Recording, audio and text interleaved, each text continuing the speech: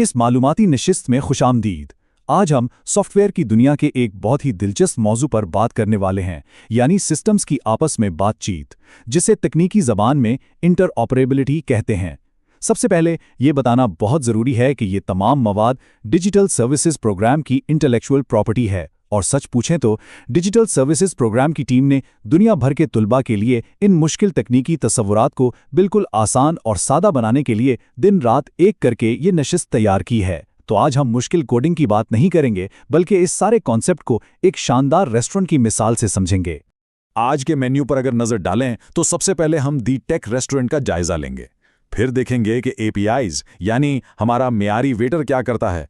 उसके बाद agent tools या सूस शेफ से मिलेंगे, फिर इन दोनों का मवाजना करेंगे और आखिर में इंट्राऑपरेबिलिटी मेन्यू और एजेंट्स के मुस्तकबिल पर बात करेंगे। ये रोड मैप मुश्किल अल्फाज को बिल्कुल आसान बना देगा। चलें शुरू करते हैं। तो सबसे पहला हिस्सा है द टेक रेस्टोरेंट।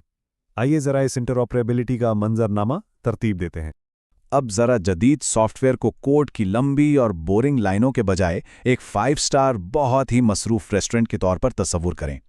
एक रेस्टोरेंट सही तरीके से तभी चलता है जब बाहर हॉल का अमला अंदर किचन के साथ बिल्कुल परफेक्ट तरीके से बातचीत करे। बिल्कुल इसी तरह सॉफ्टवेयर के मुख्तलिफ हिस्सों को भी एक साथ मिलकर काम करने और मालूमात शेयर करने के लिए जिस चीज़ की ज़रूरत होती है उसे इंटरऑपरेबिलिटी कहते हैं।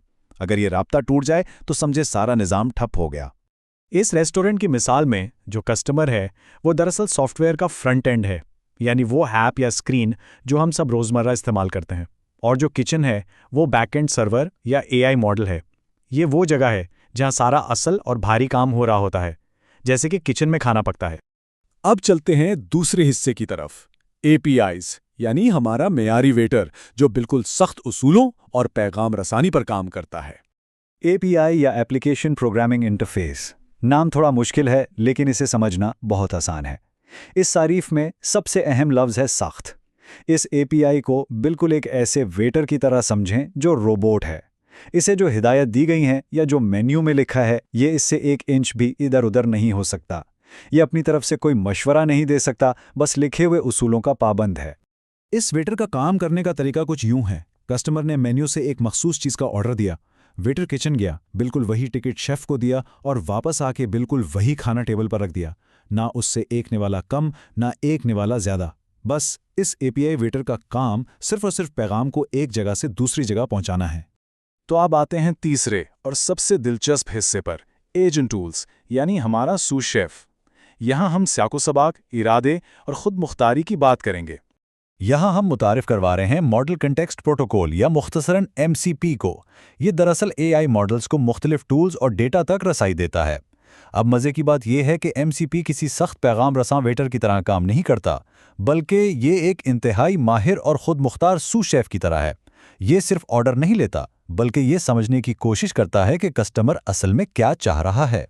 ज़रा तसव्वुर करें कि कस्टमर कहता है, मुझे कुछ मज़ेदार सा सब्जियों वाला बना दें जिसमें ज़्यादा मसाला ना हो। अब हमारा एपीआई वेटर तो कंफ्यूज हो जाएगा, क्योंकि ये कोई मखसूस डिश का नाम नहीं है।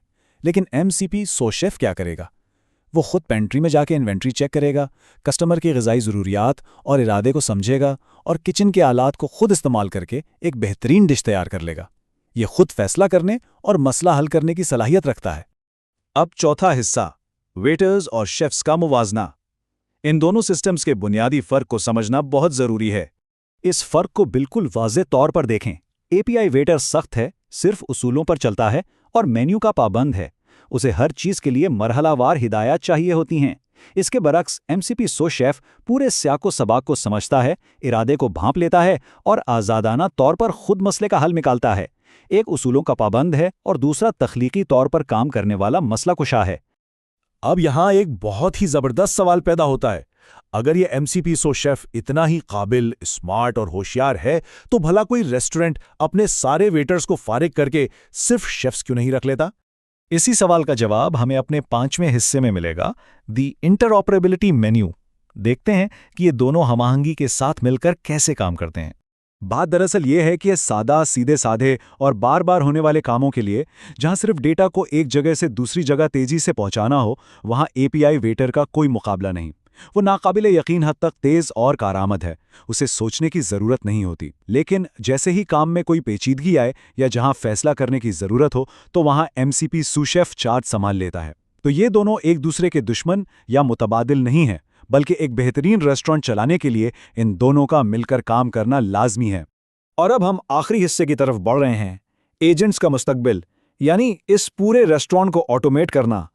जैसा कि स्क्रीन पर मौजूद इस शानदार कोटेशन में बताया गया है, एजेंटिक सिस्टम्स की कामयाबी का राज सख्त प्रोटोकॉल्स और खुद मुख्तार टूल्स के दरमियान बगैर किसी रुकावट की बातचीत में छुपा है। जदीद सॉफ्टवेयर की असल ताकत वाकई उसी वक्त सामने आती है जब एपीआईज और एमसीपीज एक दूसरे के साथ मुकम्मल हमआहमी से काम करें, वो भी इंसानों की कम से कम मुदाखलत के साथ।